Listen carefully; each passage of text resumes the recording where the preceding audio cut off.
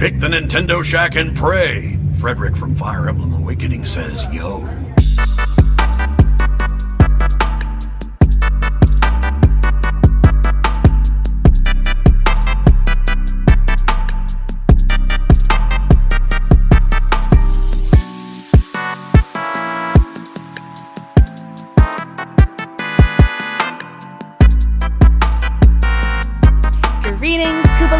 Welcome to this week's episode of the Nintendo Shack Podcast, episode 340, Direct Smash Up. We have a lot of exciting things to talk about this week, including a partner showcase and indie direct all in one, as well as some exciting Zelda news for the upcoming Echoes of Wisdom that I am super duper excited to talk about. I am joined with Donnie and Delvin, like I am every week. How are you guys today? Pretty good. I'm in a pretty good mood, I guess. You know, indirect, partner direct, you know, Neopets. We in the building. Happy September to everybody. Hashtag Real Talk. Oh. Do we need to move the show to the evening? No. Absolutely not. Are you sure? Yes. Rebecca just brings her little sleepy ass in and deals with it. Is this question directed at me? I'm just saying. Listen. No. Hang on. I was only 5 minutes late. Hang on. It's not just at you. I wonder if like the show would be a little bit peppier if more folks would watch. I'm very happy. Evening. Not always, Rebecca. Am I not peppy? You are now. You are today. Come on. No. Don't look at me like that. You've met you when you wake up. Like, I know for a fact that you're not sitting there being like, Donnie has this all wrong. I know for a fact that's not the case. Gee. It's a funny line. Listen, this time works for me, but I'm flexible to other options if you see fit. All right. Well, time works for me too. I'm just throwing it out there. Like if we need to, time works for me. Absolutely. I don't think another time works for Delvin. I think it's just. I'll be peppier. You could just do. I will make sure that I XP greet you with excitement. Delvin. That's not a bad idea either. I just wonder, like, if Shaq would be, I don't know, better or more Shaq if it was after work, after hours. I feel like this is a good time because, you know, it's like the Lord's time. Like, you know, you get your Sunday morning. I can't go to church. With Jesus. It's the holy time, and I can't do it on weekdays after school. I started my first week back at school this week, Donnie. I came home and I slept until the next morning every single night. It's all my kids are doing these days. Badass kids. I get it. I'll put you through it. All right. I just throwing it out there. It was the first week back at school, and it was a lot, but it was the best first 3 days with the kids back at school that I've probably had ever, just with like how smoothly things went and nothing like absolutely chaotic happened. We had some criers. We have a couple new students coming in, couple with like some trauma that I have to unpack with them. But it was good. It was good. I'm kind of glad to be back. I like seeing all of my students. Seeing my coworkers is fine. I don't like having to like not be able to sleep in. I have to wake up quite early. Earlier than you broke up on us. But I do like that. Oh no! Did you hear us? Yeah. Yeah. Are you on a delay? She sounds fine now, unless she's on a delay. Yeah, she sounds fine. I think we'll see. I was streaming yesterday, and I told you that it was like kind of cutting. It was like buffering for people, so I don't know if there's something with my internet. Yeah, that's just what happened. And when we spoke, the time back for you like seemed slightly delayed for me, but it's okay. Yeah, it fixed itself. Okay. It did catch up. Well, if it keeps happening and it's bad, just let me know. I'll like try to like reset my router or something. Okay. Hopefully we don't have to do that. Well, I'm happy to hear that you're back at school and enjoying it. It's nice to see that you get so much out of helping others and being there for folks. It's really nice. At one point in time, I wanted to be a teacher. That'd have been a bad decision. I know. That's why I didn't become a teacher.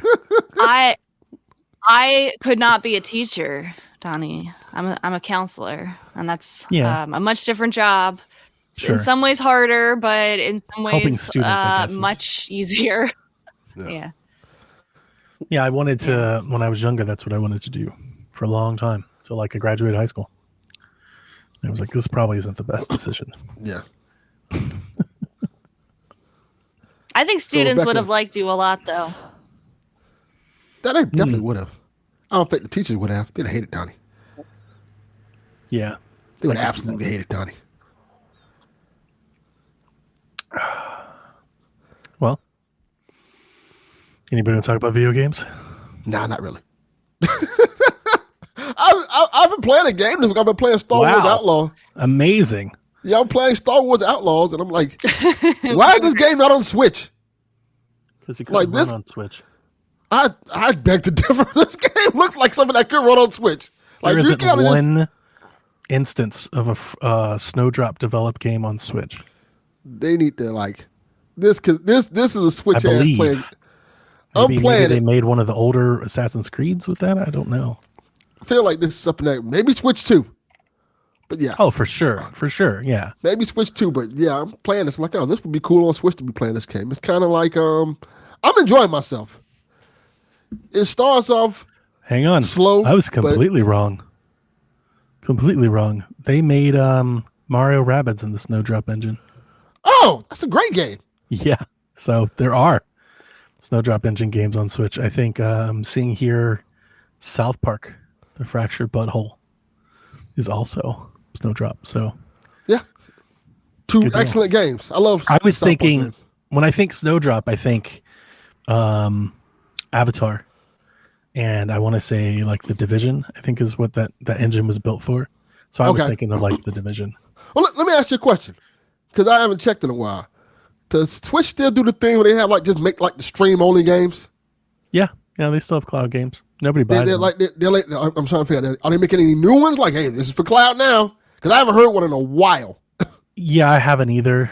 I don't know what they would be. I don't think they've done very well. Because I think it's a lot to ask people to buy a game that you can't own and that you can only stream until the servers go off at full price, no less. Yeah. I think if they sold those for like $10, I think some people would buy them. But the idea of I'm gonna buy Resident Evil 7 for $70 and get to stream it. And then they're going to actually release like because they're going on Switch 2, they're going to port those games over and you're going to be able to run them. And then you have to buy them again because you didn't buy the game. You bought the cloud version of the game, right? Because that's how Nintendo Store works. I 100% do not expect them to just give you the game when those ports come over. Makes me think that, that has not been a very successful venture. Also, Delvin, not that I'm the expert, but I have read a few reviews. Apparently, the console version of this game just does not look very good at all. But it looks much better on PC. That's why I was playing the console version. Like, this looks like it can run on Switch. So like, if it looks like it could run on Switch on PS5, imagine what it would actually look like on Switch. Yeah. It would look real bad. Like this. And I'm not hating on the game. I'm enjoying my time with it. It's like, it's fun. It's a fun Star Wars game. I kind of, so far, in terms of the enjoyment factor, I feel like the world is like a lot more fuller than Jedi Survival. It's like, you have like people walking around in neighborhoods and stuff like that, doing things. You talk to people like, oh, this feels a little bit more like Star Wars. And with Jedi Survival, you feel like you're fighting in these empty spaces and seeing the same 5 stormtroopers or creatures that you fight in the Star Wars. You're like, that's cool, but like, I'm kind of enjoying my time with Outlaws a little bit more right now. So it's good. I'm enjoying it. Very good. How's the stealth? It's not bothering me so far. Okay. I don't know if maybe I need to hike it up a level and maybe like a difficulty level. I'm playing on the default difficulty level and I've gotten caught, twice, and I shot my way out of it. That was fine. I didn't like get stuck like, oh, I got to restart this level again now. Okay, so that is good to know because all I've been hearing from reviewers, which I think Dev echoed, was that the game is like just super stealth heavy. And I don't know if I want to play like a 20-hour Star Wars stealth game. So You're still talking about Outlaws? Yeah. Like the idea, I want to be able to have a little bit more combat, a little bit more action in it. Than so far, there are like spots where like it would be better if you like outsmarted the enemies and like got them going in traps as opposed to like going in straight up shootouts with them.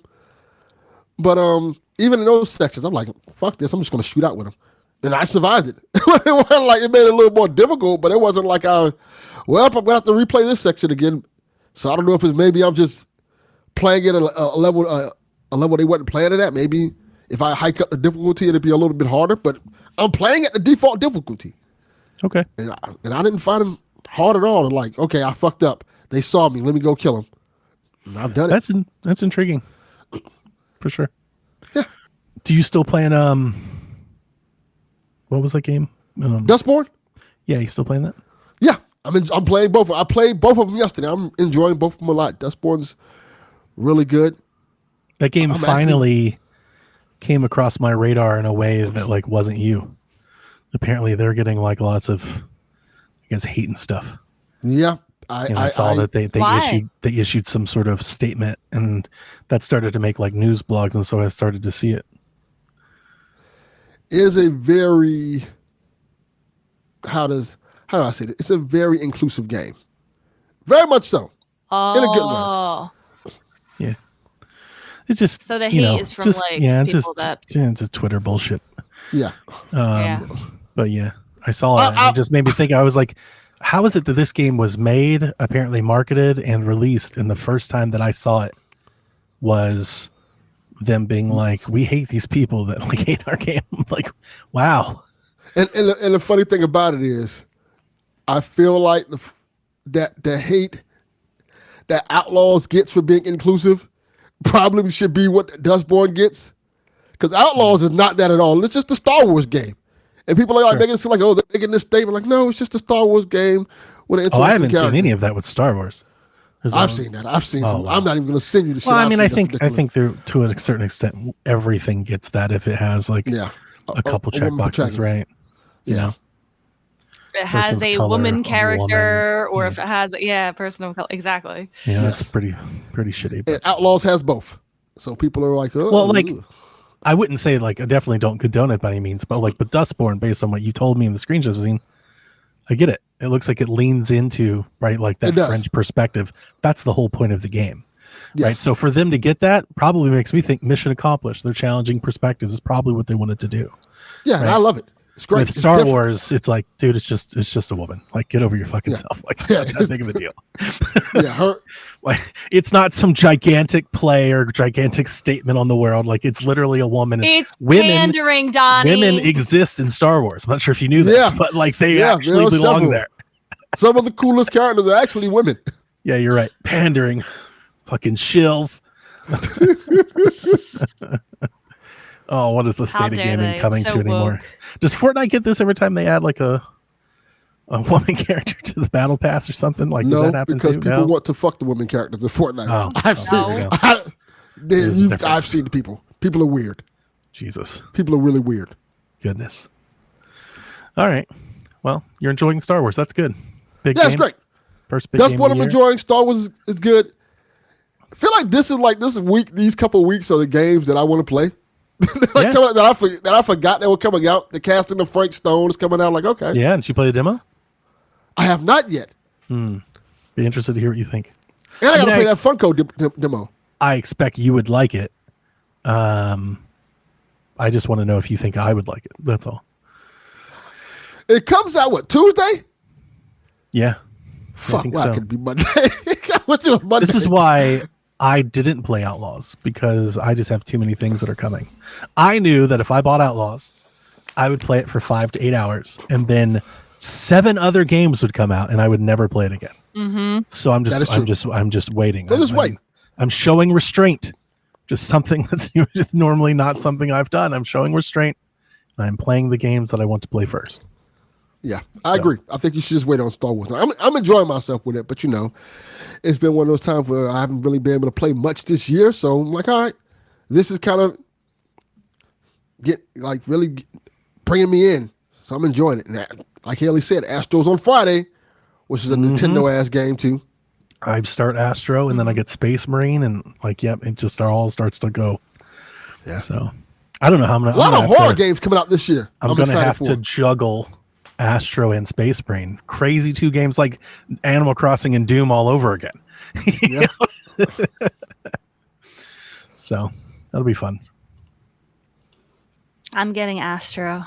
Absolutely, yeah. Yay! We rock with Astro. Fuck yes, Dev. we do. Okay. Mm-hmm. Fuck Dev. Tired fuck of his Snurf. bullshit. Dev doesn't want to get Astro. Oh, he hates No. it. Oh no. He doesn't even want to talk about it. He don't want to hear about it. He literally wants PlayStation to just give the franchise to Nintendo. He's like, just give them Astro. So that's why the next time Does we he do have a PSVG, reason why? No, because he's a hater. Does he ever have a reason for hate? He's just a hater. Yeah. He hates on things other people love. That's Dev. God next time we forbid do they do something PSVG, cool and we're gonna record an hour. Anything episode about whimsical, Astro. if it's not like some dad losing his daughter and then being tortured and beaten, Dev isn't interested. Or some samurai. Yeah, some space samurai, with a laser axe. Like Dev doesn't care. Yes, pretty much. So I'm stoked for Astro. Absolutely stoked. Cannot wait to play. It's gonna be great. It is. I'm excited for it too. Mm-hmm. Arguably the best PS5 game. I never beat the first one, but it didn't feel really like a game. It kind of felt like a tech demo. I think this one's going to be more of like a game. Yes. I love the first one too. But first one's great. Yeah. Felt like a love letter in the PlayStation. It is. Which is weird because you don't really nostalgia, the video game. Was perfect. I can't wait to see. I sometimes forget that PlayStation's been around for like a long time. Yeah. because we have Nintendo for that. Nintendo's our nostalgia console. Like all the like Mario, Zelda. I'm not gonna lie to you. I mean, Xbox has been around long enough to have nostalgia for too. Like all I three agree. of the platform providers that we have been around. Going on like 30 years. All 3 of them. It's crazy to think that. Mm-hmm. As I told you on PSVG this week, I came across a thread this week, Rebecca, that said, have you even thought about yet that the Wii U is almost 2 generations ago? I was like, oh no. Stop it. Yeah. Stop it. And one of those generations is a long generation. And it's, I know. Yeah. I don't like that. Don't like hearing things so honest. Yeah. So, yeah. The Wii U, though, was a very short generation in comparison to most. Sure. Yeah, I know. Yeah. Wow. Okay. Well, I'm playing Mario 64. I'm playing Metal Gear Solid, which I'm having a blast with. I hope to finish that maybe today. That was the game that I pulled off the shelf. I was like, I'm going to play something until Astrobot comes out. And I settled on Metal Gear because the Metal Gear Solid 3 previews dropped and everybody was talking about how great it was. And I was like, I really want to play Metal Gear. So I'm not sure if you guys remember when the collection came out the first time, it was not in such a great state at the start. That's correct. Mm-hmm. The full screen didn't work. It always ran windowed for me. The performance was all over the place, and I lost my save file 5 hours into the game. So I just put it on the shelf until I forgot all about it and wanted to play it again, which just so happened to be this week.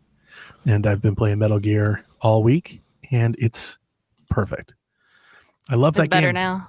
It is. Yeah, they fixed it. I just love that game. That game, it's incredible how well that game holds up being a PS1 game. Literally in its original form. There are no crazy graphical enhancements. It's not super sharp or emulated. It is literally just, this is Metal Gear. And this is what Metal Gear looked like. Like I'm just playing PlayStation 1's Metal Gear Solid, and the game is fucking fantastic. It's so good. Did you get the Psycho Mantis yet? That's where I saved my game last night. I'm just there. Yep. I was going to ask, do you know how to beat him, considering that you don't have a... I've looked this up a few times. The game has built-in things for that. Like in the pause menu, you can change like your controller slot and stuff. And then I think we talked about this when the game launched. You can do something like in the boss fight, right? You can break the columns. Break the statues. Yeah, that's it. and that'll get it done. Just like they have like the case and the manual, so when you try to find like Merrill's code and the codec and stuff, like you can open up the case and start doing stuff like that. Okay, that's great then. Yeah. So I'm having a blast with that, but I did play the Epic Mickey demo. Did you guys see that there's a demo out for Epic Mickey? I need to play that. It's you told me. Yeah, the game is about what I expected. I'm not going to tell you it's crazy or anything. I imagine on proper consoles it looks much better, but even on Switch, totally playable. It reminds me a lot of the Spyro demo. Totally playable, very fun. The cutscenes are gorgeous, like for real. Almost so that like I think that like maybe this is a thing just on Switch, because when you get out of the cutscene, you're kind of like, oh, because the cutscenes look so good. It's just like, man. I imagine on like PS5, that's probably the experience. You come out of cutscene and into the game, you're like, wow, this is pretty incredible. But I enjoyed the demo. It was fun. And the only other thing that I want to talk about, which I've already talked about on PSVG this week, but this really was something I was saving for Nintendo Shack. So I'm going to say it again. For those of you listening to both, I apologize. But if Iron Meat is not on your radar, it should be. Everybody needs to be playing Iron Meat. What is Iron Meat is this it's a Contra game. It's not Contra, but it's a Contra style game. And it comes out, I don't know the date. I want to say like 2 weeks, maybe 3 because it's September 1st. I think it's maybe 3 weeks from now it comes out. It comes out on Switch. I've had it on my wish list ever since I saw it. But there's a demo that I played on Steam and completely convinced. The game is super fun. Incredible music. You remember the Contra game that came out? Galuga about 6-8 months ago, Rebecca? We talked about that one for a little bit. It sucks. Yes. I don't care what Steam reviews say. I said it sucks. It's not good. This is good, though. This is what that should have been. It's really, really good. Like I've been playing the demo over and over again. Like I honestly can't wait to play it. And I think when it comes out, will be like gross.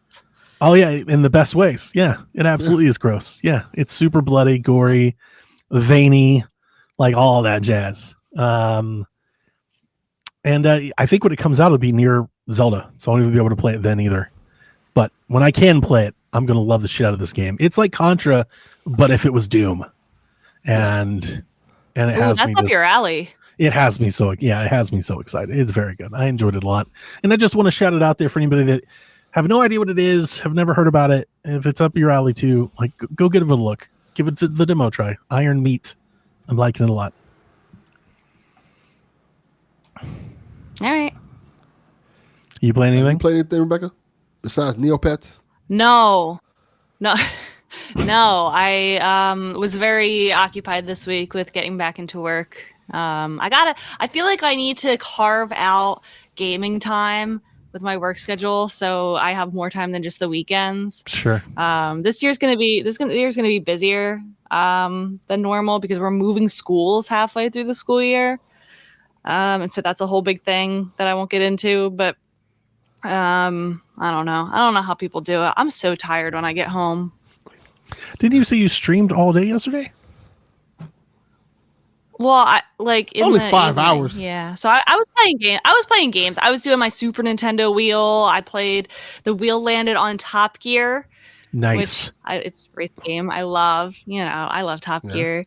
And then it landed on Super Puyo Puyo, which was less fun. Yeah. Yeah. And then I was playing Splatoon. It's like we've all been there. The Grand Festival is coming up. Like, yeah. The Grand Festival. Puyo, Tell us about Jules say the wheel is rigged. Collusion. Uh-oh. They do think it's rigged because it keeps landing on games that I already love. Sounds like that sounds rigged. Puyo, so. True. I did not rig it for Puyo Puyo. Yeah, who would? Probably should have. Yeah, the Grand. Probably should have moved the wheel. Like, no. Splatoon. The next week there's a big run, and then the week after is the Grand Festival. So it's getting exciting. And then it's over. Yep. Then you can never play Splatoon ever again. Okay. Until they release Splatoon .2. I think we're fine Splatoon with that. 3.3. Had a good run with Splatoon 3 with one extra map, $70. Mm-hmm. Yeah. That you can only play on Thursdays between 1 and 3 p.m. in the morning. Yep. What was the map that everybody hate? Was it Moray? Moray Towers. Yeah. I think Splatoon 4 should just be that. Only that, nothing else. Splatoon 4 Moray Towers. It's like you have to have 1 million points before you get to play another map. I like it. People would still buy it. I know. All right. All right. Are you Why ready don't you get to, into the news? There's so much. Okay, so this week Nintendo had a Direct. We talked about last week. There were rumors. People were saying things were going to happen, and they were right. I mean, things happened. How consequential any of these things are remains to be seen. But what the announcement is that Nintendo has partner showcases, and then they have indie directs, indie worlds, and they announced that this presentation would be both smashed together, super mega indie partner direct. Yeah, I know. Lose your mind. Did they ever do that before, or was this the first one that they've ever combined? I think this is the first one that they've combined. I think they've done. I want to say I think they've done like 2 on the same day, I think they've had indie worlds that like had some pretty big third-party announcements that you could think is like a partner showcase, but I don't think they've ever marketed it as like it's both. Yeah. Before I get into the announcements, because this was my reaction so it was announced like on Monday and then came out on Tuesday, right? It was like a short turnaround. Mm-hmm. When I saw the announcement, I was like, oh, so you don't have enough things to hold either one of these. So you just do them all together and to have the one. Was I the only one that had like that cynical first day? I was like, oh, this is going to be bad. You mean correct? The correct assumption. That was my assumption. No, I don't think I've ever went into a direct with lower expectations. Yeah. When I saw them, they were like, it's both. I was like, oh, it's neither. Yeah. Like, oh no. like they was just digging in the closet. What do we got left? Right, exactly. That's always like, oh, you're just digging in the couch. Yeah. Like, I know there's some quarters around here somewhere. Yeah. So there were some announcements. Let's get into them. There's a free update to Balatro. Man, darling of the year maybe on the indie spot, where they're getting Witcher, Vampire Survivors, Among Us, and Dave the Diver crossover content. You can buy like skins for your cards. You can change your decks to have like the backs be one of these, kind of like Solitaire. You could change all the different stuff. I've still yet to play Balatro. I feel bad. I know everybody loves it, but every time I see it, I'm just not interested. I'm like, why would I want to play this? But apparently there's a good reason, because people love it. I'm not interested either, but I feel like this is the sleeper game of the year for a lot of people. Like, love I feel like this it's like a very dark horse. Mm-hmm. Mm-hmm. I'm gonna try it one day. I kind of wish it was like a trial. I wish I could try it. Like, hey, here's a taste. You know, I'm not that interested. Yeah. We got another trailer for Neva, the game from the Grief folks, who comes out October 15th. I mean, continues to look great. That's a day one game for me. Well, that October gonna be heavy. Fall. I might need to wait on that one with Life is Strange Double Exposure releasing around the same time. Sure. The next game was, I'm just going to read off a couple. They showcased Moth Qubit, Coffee Talk Tokyo, Sea of Stars, which revealed the Throes of the Watchmaker DLC, which comes out next spring. Power Wash Simulators getting Shrek DLC. And then Morsels was a game that they showed. Any of those strike any? Josh is really looking at Morsels. I feel like I would be very into this if it did not have it. It's another one that looks like it has unnecessary grossness to it. Yeah, and I'm not about that. Morsels, which, like, if it didn't have that, I would be all in on this, but that's holding me back from it. Play as a mouse and fight against evil forces of predatory cats in this grungy yet whimsical top-down action roguelike. Deep down in the dangerous upper worlds, you meet a sentient Fatberg who can help with some magical cards to transform into mighty tiny little monsters called morsels. Battle against the cat's wicked this would forces when Morsels launches this February. This would be a Rebecca game if not for the gross graphics. I watched, more player of it. Yeah. It's time somebody gives it back to those cats. Yeah. Yeah, I'm going to get Morsels. We lost you for a little bit, Rebecca, but I got most of it. Yeah, the graphics are really beautiful, and the aesthetic, I would love it if it weren't for the grossness of it. Otherwise, it would be a Rebecca game. Yeah. What? I'm going to go reset my router. You got that Delvin ass internet today. We switched. I'm going to reset my router. I'll be back. Okay. Moth Cubit was a game that I was actually going to ask Rebecca if she was interested in. I heard people talking about like maybe Earthbound things and things like some little RPG. I thought maybe she would like that one. Okay. Anything on those from you, Delvin? Absolutely not. Okay. Keep going. The next game that I wrote down, and I did write these notes live in real time. I was live tweeting and note taking during the direct, which made it more fun to watch, I think. Date Everything, the JD Vance simulator game comes out. Before they announced this game, someone pointed this game out to me like, "Hey, Delvin, don't you want a fucking couch?" We're like, "No, yeah. Absolutely not." The joke that was absolutely being made there was that Peglin, which is out, was out that day, right? Out now. What kind of game is this? Wow! Don't go there. Do not. Don't. Peglin was something that, like, when I saw it, I was like, "Oh my god, I have to play this." And then I saw the price, and I was like, "I can wait." It's like I wish listed it. I'm not even gonna lie to you. So I love Peggle. My wife and I are some Peggle fiends, and I will tell you this right now: fuck off, EA, for not putting Peggle on Switch. What the hell are you doing? Just put Peggle on Switch. Well, we've had like some Peggle games. Like when I first saw Peglin, I was reminded of Round Guard, which was a game that came out some time ago. I remember that. It was like Peggle. It's not as good as Peggle, but it was like Peggle. So this is like Peggle, except that it's also a roguelike RPG. So apparently as you shoot the pegs and do stuff, whatever you're doing on the map, like above the map, is like this battle and things are happening because of what you're doing below. Was at least what I understood to be the case. I can't see, says he's playing it, so maybe he can chime in if I've messed that up. I was excited, and then I logged in. It was like $25. I was like, I'm not that excited. It's $20 on Steam. Okay, and maybe it was $20. Maybe it was. I thought it was $24.99. Maybe it was $19.99. It's a bundle with Round Guard. That's like $22. They got a whole bunch of bundles for it, but it's like the regular price is $20. $19.99. So I was wanting to play, but like I got a bunch of games to play, not a lot of time, and like. If it was $10 or like $14.99, I think I would have bought it. That does seem like the right price for it. But being over 20 or at 20, whatever it costs, being that high, I was like, nah, I can wait. I'll wait for a sale. Yeah. And this is probably going on sale soon enough. I'm sure it will. Not as fast as we got Wobbly Life. It was out in December. We got Pico Park 2, which is out that day. We got a sizzle reel. Love a sizzle reel.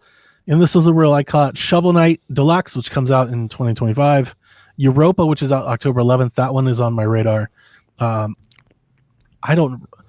believe is it Cuisinier? I think so.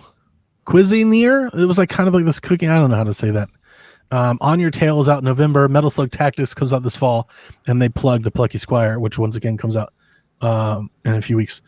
And then their one more thing was Pizza Tower, which people were pretty excited for. Have you ever played this game? Yeah, I've talked about this game. I don't think I've talked so. On PSVG. My son loves this game. It's a fun game.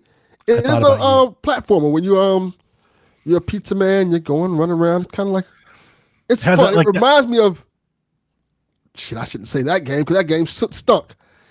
But Bubsy. Yeah, no, I think that's fair. Yeah, that's pretty good. It kind of plays like Bubsy, but good.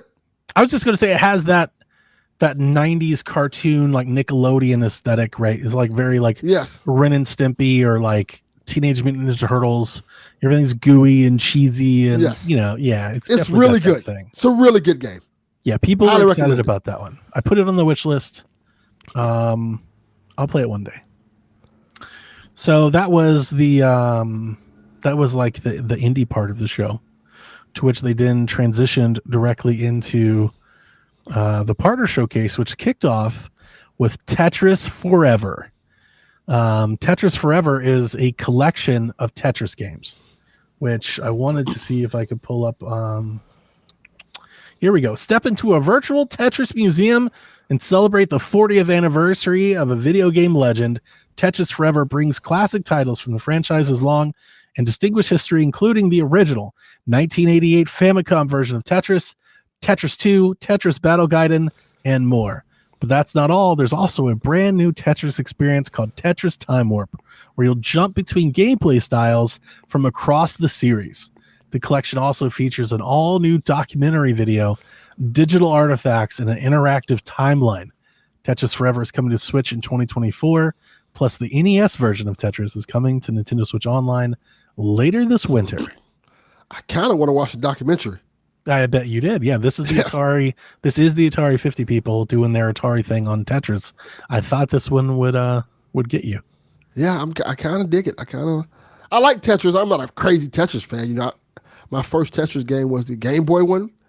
I may have told the story on him. My dad got so addicted to that game, he beat Tetris. Like he literally played the shit all day long until the game reset. But yeah. So I have a lot of fond memories of Tetris and stuff like that. So yeah, I definitely want to look at the documentary. And I'll try it. Yeah, I'm down to get it. Looks cool. Yeah, I'm very interested in the documentary. If it's anything like the Atari, the documentary should just go on YouTube too. So you shouldn't feel the need to buy the game just to watch the documentary. Yeah. I am probably going to buy this game anyway, and I'm hoping. When was it coming out? Just this fall? I just read it. I think it's this fall. I remember. Yeah. I'm hoping that I can pick this up on sale on Black Friday. You know, if I want this at it's the same thing with the Atari 50. It's really no change. Yeah. My threshold for something like this is like $20-$25. I'm not spending $40, $60, $70 on something like this. The Atari 50 collection went on sale pretty fast. Yeah, it did. I want to say a month after it came out. So yeah, I can see that. That's how I picked it up anyway. But yeah, the time warp thing looked really cool. I don't know if I understood what was going on, but there were multiple tables of Tetris on the screen. So it looked like a multiplayer or a co-op thing. And then the board that you were playing on was swapping with different styles of Tetris games in real time, which was kind of awesome. That is pretty fucking dope. So I definitely want to try that. Welcome back, Rebecca. Hi, I reset my router, so fingers Here's crossed. hoping. Yeah. I wanted to ask you if you saw Moth Qubit and if you were interested in that at all. I heard people talking Earthbound things and stuff with that one. I actually, I'm going to be honest with you. I did not watch the direct because it happened while I was at work on my first couple days. I know, sure. I didn't watch it. I didn't go back and watch it either. I was just kind of looking at. You didn't. I was just looking at what was posted online afterwards. And this one did not really come up, but I just Googled it now, and it looks really interesting. Maybe I should watch the trailer for it. I thought maybe that one would be up your alley. And just to catch you up, we just talked about Tetris Forever, which was one of the bigger games from the partner showcase. Is a collection of Tetris games that also features a documentary about Tetris, all wrapped up. It's like Atari 50, but Tetris. That's cool. I'm not a Tetris person, but I love seeing things like that. Same. Honestly, the star of the day for me, pretty clearly, was Star Overdrive, which is a 2025 game and a timed exclusive. This is a cartoony skating around the earth sort of action game. It looked great and great showing, but with it being 2025, my immediate thought, I imagine most people's immediate thought is is this a Switch 2 game? Yes. Who knows? I mean, it's actively being developed for Switch. It was announced for Switch. I'm assuming it'll come to Switch, but I'm wondering does it get delayed? Does it show up whenever Switch 2 goes? Because I would say most things that are coming out, at least in the second half of 2025, will be either Switch 2 or dual released. Yeah, I would imagine so. I can't imagine it would be much different for these developers to make games for the Switch 2. It'll probably be similar infrastructure.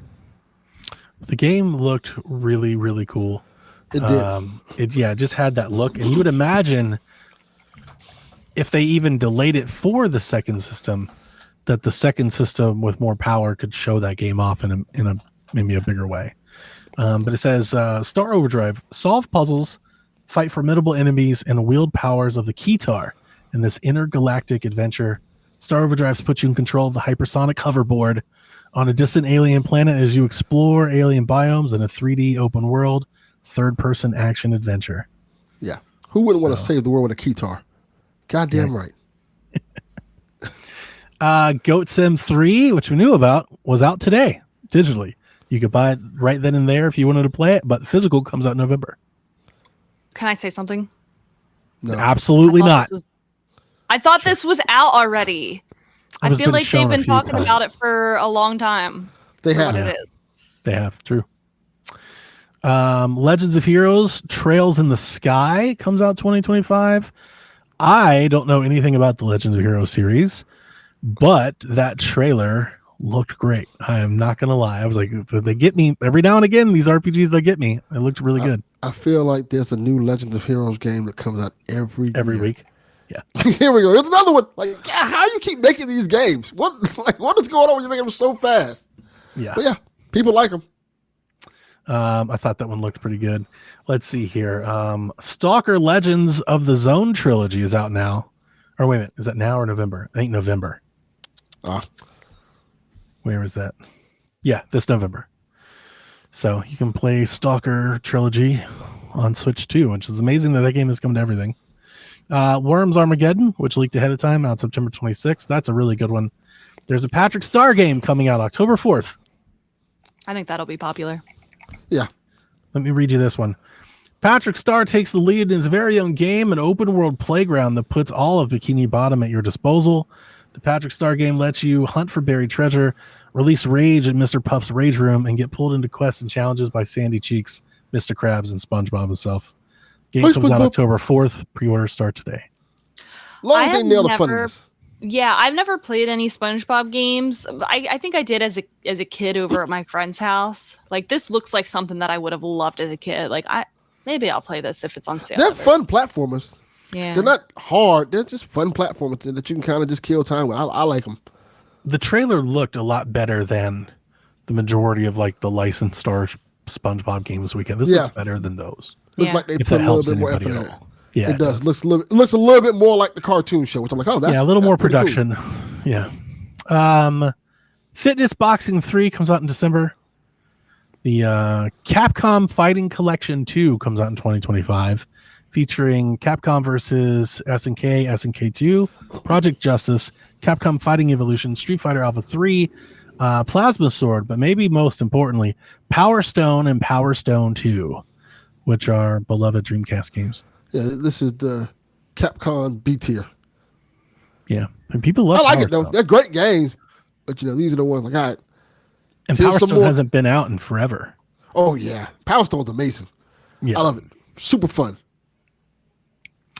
There was another plug for Marvel vs. Capcom collection. Atelier Yumiya. Garrett Bland, get hyped. I'm gonna buy this game. Yeah. You know why? Jiggle physics for days. They started the trailer with the jiggle. I was like, whoa. Oh my god. Forgive me. I did not know your game. Apparently I should have always enjoyed the Atelier Rising games. There you go. Good point. Garrett's gonna be like, I told you so. We had some fun Discord about that. I want to say it was Nick, but maybe I've got the names mixed up. But he was like, yeah, once they started leaning into the jiggle, these games are selling a lot better. And I was like, fucking count me as among them. Yeah. Y'all. Like, the game, Rebecca, the trailer started, like it zoomed, it was from chest out. Like that is how they were like, this is the game. That's what they're using to sell it. Oh my and she ran. Yeah, they showed it, zoomed out, and then she ran towards the camera for like 8 seconds. That's how the trailer started. Is it like an anime style kind of thing? Yeah. I'm not into that. Style. They know the audience. Jeez. Me, audience. Okay. Suikoden 1 and 2 HD remasters are out March 6th. Dragon Quest HD 2D out November 14th. Pre-orders have now opened. So, anything to say about any of those that we haven't covered so far? Okay. They're making a Fitness Boxing 3. Oh, yeah. Yeah. I think those games, like, low-key sell pretty well. They do. They do. I have one. Do you? Why? I have the Fist of the North Star one. Wow. Is it good? I haven't played it yet, but I love Fist of the North Star. I literally, I'm going to play this. I'm going to use this to exercise. Like, no, I have not. It's still in the box. Yes, hasn't been open. You are right. Castlevania The Dominus Collection was announced. The Dominus Collection includes ports of Castlevania Dawn of Sorrow, Portrait of Ruin, and Order of Ecclesia, which are all the DS Castlevania games. There also includes Haunted Castle, which is an arcade game that came out before Castlevania. It's like the first Castlevania game. But then there's also like a remaster of that called Haunted Castle Revisited. It has new visuals and stuff. It's been balanced a bit. Which means that every Castlevania game except for Symphony of the Night is available on Switch. Yeah. That's how you do it. Why are these not on Nintendo Switch Online? I don't want to buy them separately. Stick them on Switch Online. Because people buy them separately. I'm going to buy it. That is the reason. I'm buying it. I haven't played any of these games. Yep, I wishlisted it. So I'm buying it. I didn't buy it immediately because I can wait on a sale because I have all these on my 3DS too, except for Haunted Castle. I did write in a note here. Rondo of Blood apparently is not on Switch, but we did get Dracula X, which is I believe like a reimagining of that game in the first place. So it kind of is. What if they do Symphony of the Night remake? Yeah, I was going to say, maybe they're planning something big for Symphony of the Night if that's the only one. That was the point I was trying to make, yeah. Every game is here except for that one. So, are they going to do something with that? Are they going to put it on NSO? There's got to be something that they're building to with all this. They're not going to put it on NSO. This is if they didn't put any of the others, this I feel like is the most beloved Castlevania game. They got to be planning something for it. I mean, G-Man does make a point. The NSO doesn't have DS games. Well, yeah, but they don't I don't even think they have Super Castlevania 4 on the SNES NSO. I thought they did. No, they don't. Somebody fact check me. I don't think they do. Wow, I'll take your word for it because I only play Castlevania games in October around Halloween. Yes. That's when I'll take out a Castlevania game. To kill Dracula. Yeah, and then I'll play for a few weeks and then I stop playing. But yeah. That was a big announcement. That was a cool big announcement you could do. And it was out that day. So super fun. Okay, XPS fact checking me that Bloodlines is on NSO. I don't even know what that is, but Super Castlevania is not. So I could have swore it was. I don't think so. I'll take your word for it. Yeah, I might be thinking of the SNES Mini. You are. Okay. Civ, because that's my favorite one. That's the one I usually play. That's why it's on my favorite. That's the good one. Yeah. Civ 7 was announced, or not announced, was again talked about. Tales of Grace's F remastered. No. That game looked good. I don't know. Yeah, I don't know. I don't know that series, but it looked good. It comes out January 17th. The Sims game, My Sims Cozy Bundle, comes out November 19th. It has My Sims and My Sims Kingdom, both games included in a double pack. Are you? Day one. I need you to tell me what you think about it, and I may buy it for Melissa. Yeah, that's why I'm buying it. I wish that it was a new game and not. I wish it was just a legit Sims game and not a Mies Sims game. I know. You just put Sims 3 or just put Sims on the damn console. Might as well. I understand. I don't understand. Because to me, I would bundle it all together and just sell it as a game. But there's a case to be made about Sims 4. Because Sims 4 is free to play. Has a shit ton of microtransactions. Right? I feel like it's too large at this. It would take a long time to bring everything over to a console. That game has mountains of content at this point. Which is why I was thinking Sims 3. Just go back there. Yeah. That would be, I think, more realistic. I also feel like a lot of the appeal of Sims 4 is the mods. A lot of people use mods and you might not be interested in playing it on a console. But you get your Sims fix this November. Five Nights at Freddy's Help Wanted 2, and then we got a sizzle reel where the Epic Mickey Rebrush demo was in. Tales of the Shire this holiday. That game looks awful. Just Dance 2025, apparently that's still happening. Funko Fusion, which is out in a couple weeks, but remember, not on Switch. It comes out this holiday on Switch. It's delayed on Switch, so I did play that demo and enjoyed it quite a bit. And then Lego Horizons was in the sizzle reel, which just said holiday, which is interesting because this is yet to be announced or confirmed by Sony or Nintendo. But there's been marketing materials that have leaked that this game is apparently due November 14th. And for whatever reason, they've yet to announce the release date still. So, Rune Factory, Guardians of Azuma, and then the one more thing, Yakuza Kiwami comes to Switch October 24th, the first Yakuza game on the system. That's great. The Yakuza games are awesome. So for those who haven't played them yet, and they've been out for like close to 30 years. They've been out and been everywhere and like everywhere. Yeah. Literally, they've been out for like since like PS2 era. Like, play it. I highly recommend them. They're great. There were like some old quotes that were drum up by the Yakuza creator who said that like they wouldn't bring their game to Switch because they didn't think it was a good fit because it was like, I don't know, mature or zany or whatever. And then I think it just like, and that was in like 2021, and here they are with the port of the game. Yeah. Money changes things. It does, doesn't it? Yeah. Like, huh? How much you'll pay us? Oh, bring it on. We'll give you whatever you want. And I'm hard to say that that's like a big game, but like for the Switch, especially in its current position, its life cycle, like people will buy that. People are going to buy that game. It's a big deal because they for a long time you can only play Yakuza games on like PlayStation and PC maybe. Sure. And now they're going everywhere. Now they're on the Xbox. Now they're on Nintendo Switch. So that's great. Awesome. Great games. Great game series. Very underrated game series in my opinion. So that was our smash up of directs. The two directs put together. It was not a great direct. Like it was okay at best, marginal at best. Needed more pets. That seemed to be. I mean, like I said, I went into it expecting very, very low things. We got very, very low things. But the takeaway afterwards was there seemed to be a jolt in the arm of people looking for the Switch too. There's a lot of talk about like now Nintendo can just move forward and announce the new system. That's why I don't feel like upset that this didn't really have a lot. Like I don't really feel like you said, you didn't expect it to. I don't feel like burnt or anything that there wasn't a whole lot. Like I feel like this just expected and like it's time. Like just get out those last couple things out of the way.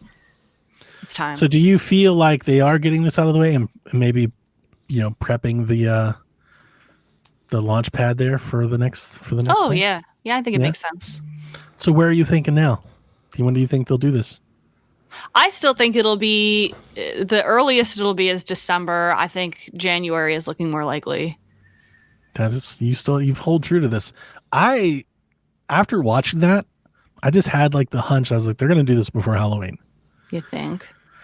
I don't know. Yeah. Like, and I keep seeing things that like on Reddit, there are people like they've ordered parts from this manufacturer. They ordered parts from this. And it seems like they're prepping. And we saw the PS5 Pro just leak ahead of its announcement. Like, yeah, I don't know. Like, I can't shake the feeling that like, I feel like this is maybe going to happen soon. Cause like once they get past Zelda, like they're not going to care to announce this thing on top of Mario Party or anything. Like those games are going to sell whatever they're going to sell. Do you think that it could be like the Switch, the Switch One's reveal where they show kind of like the teaser introductory trailer for it? I think that was in like October, and then they do like the full reveal for it in January. I think they could be very. I could see that. I could see that. I feel like we're not going to go that much longer. Like, and I'm not saying you're wrong because you've been pretty steadfast in this, and then multiple times throughout this, I've agreed with you. But I feel like waiting from now until January to see this thing is way too long. Yeah. I think they're going to start hyping this engine soon. But we'll see. We'll see. I'd be good with that. I hope they do. I want to see it. Any thoughts, Delvin, before we move on? No, I kind of agree with Rebecca. I think it's going to come out. But at this point, I'm just ready for hear the announcement. Like, it's going to come when it comes. at this point. Like, we're feel like we're getting closer and closer to it. I'm excited for it. I just want to know what this thing. I kind of just want to know what it looks like at this point. Show us what it looks like. Give us an idea of the dock. If there's going to be a dock, is it going to be slick? Is it going to be smooth? I think we're going to be using the same similar Joy-Cons. So I just want to get the feel of it. The price would be good. Yeah, it's going to be expensive. We got a new Echoes of Wisdom trailer that dropped, which demonstrated a bunch of stuff, specifically how Zelda can enter the terrors with Tri and enter what is called the Still World, the Underworld. Oh, yeah.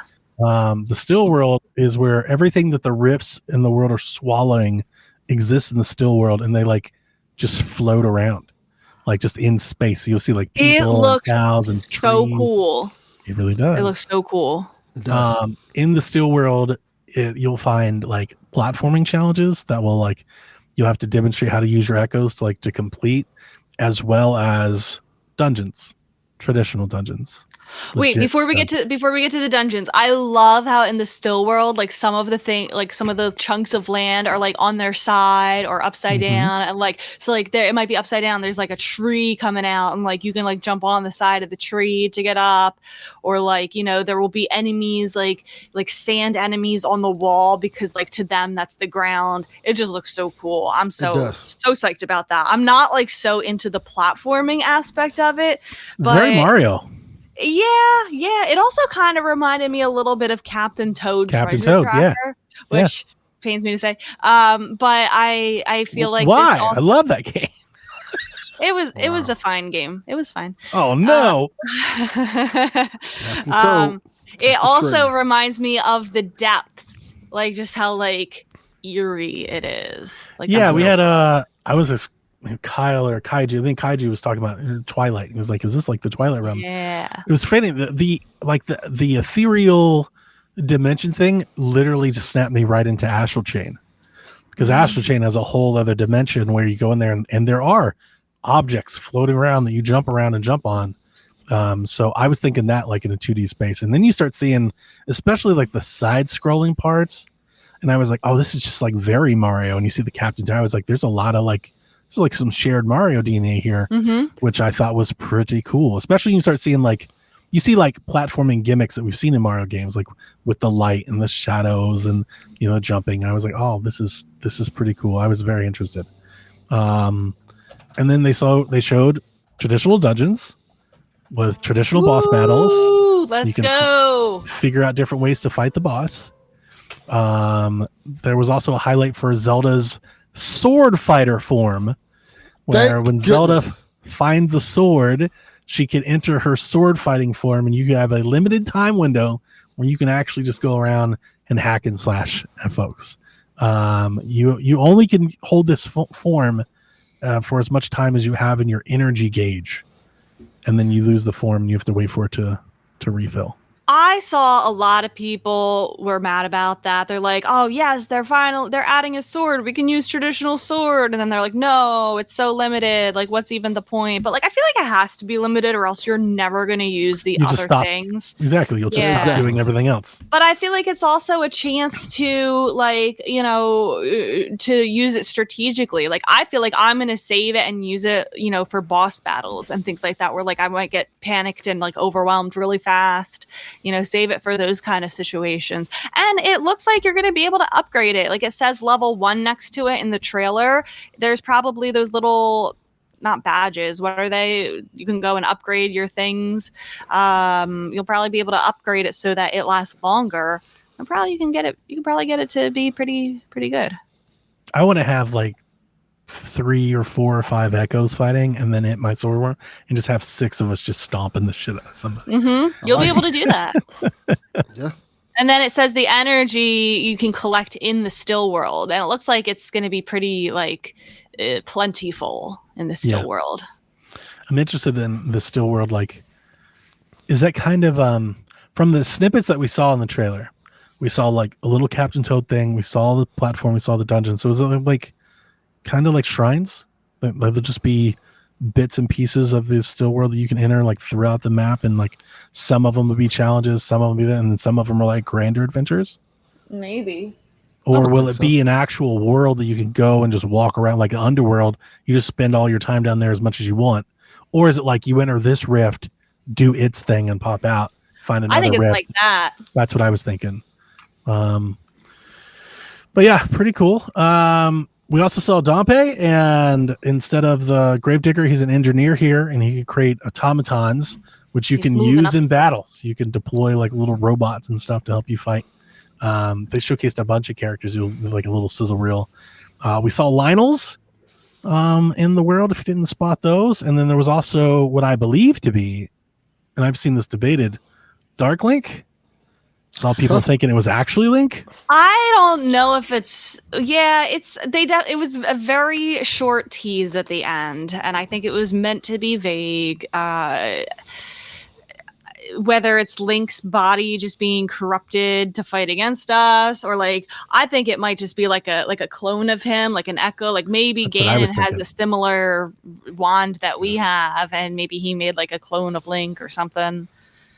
And I wonder if you could echo him. I think at some point you'll be able to echo Link and fight with Link. That'd be cool. That'd be cool. I've been thinking that since the first time I saw it. I was like, oh, this is going to be awesome. I'm stoked. I really am. I'm stoked. Their marketing has done a really good job for me, because I've gone from the initial showing. It's like, oh, that's cool. We're getting a Link's Awakening like portable Zelda game. Like, am I through the roof excited about it? No. Am I going to buy it? Of course I am, because I'm a giant Zelda fan. To the point now, it's like, I'm going to drop everything I am, and I'm going to play this game, and nothing will exist until I beat it. Like I'm right there. I'm all the way back because of these trailers. Like, I wasn't expecting this game to be as developed and full as it seems to be, and that's really taken me by surprise. Yeah, that is cool. Seems like it's a lot more to this game than we first kind of realized. There's so much. It's so much bigger. It has so much Breath of the Wild and Tears of the Kingdom DNA. It does. So much it also there. has Ocarina of Time DNA too. Like, sure. I feel like this is such an amalgamation of lots of different Zelda games. The one thing, and I posted this on Twitter because I was curious what people thought.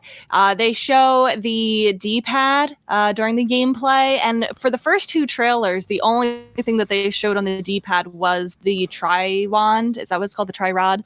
Because that's all we knew. Now in this one, they're showing one of the other buttons is the sword fighter form, and the other one is the automaton form.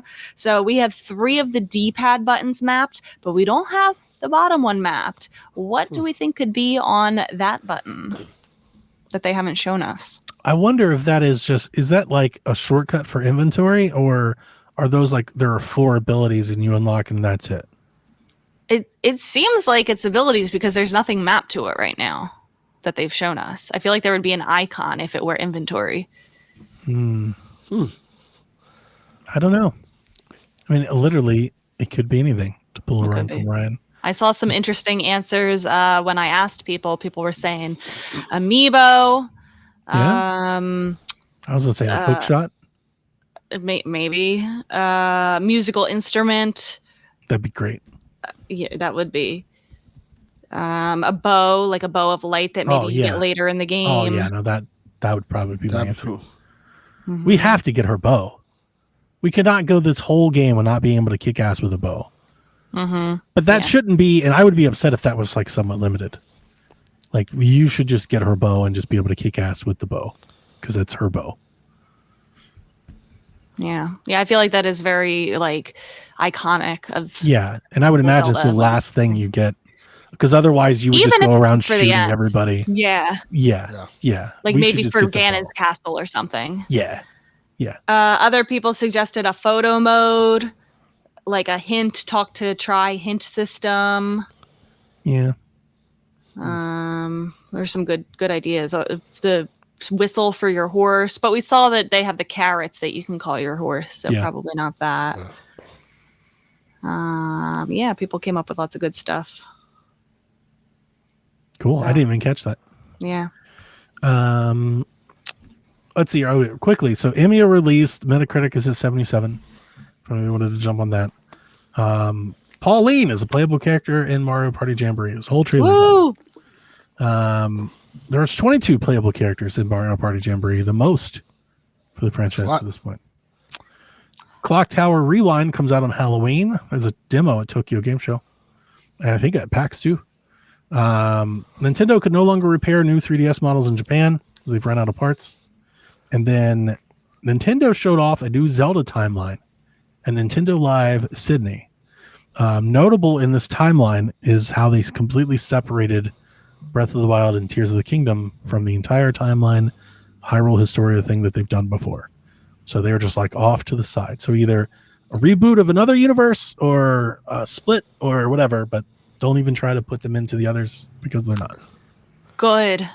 Cool. I hate trying to stick them in there somewhere where they don't necessarily belong, and people, because I feel like that. Come on, the timeline was made to appease fans who wanted a timeline, and so they're like, oh, let's see what pieces fit together. Yeah, here. I think they did that to like fill in some marketing during downtime to like make some products that could sell. They're like, yeah, we can do this, and we can make a book. We can like we can sell some shit now like that this. there's more games that have like, they're like, we're not doing that anymore. It doesn't seem to fit as nicely. Because when Breath of the Wild came out, didn't they try to put it at the front of the time, like all the way, like it's the first one ever?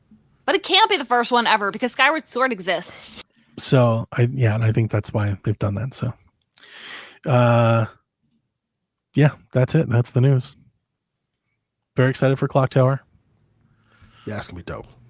Yep. I'm excited for Mario Party Jamboree. The name is stupid. I hate the name, but I feel like this is going to be the best Mario Party on the Switch.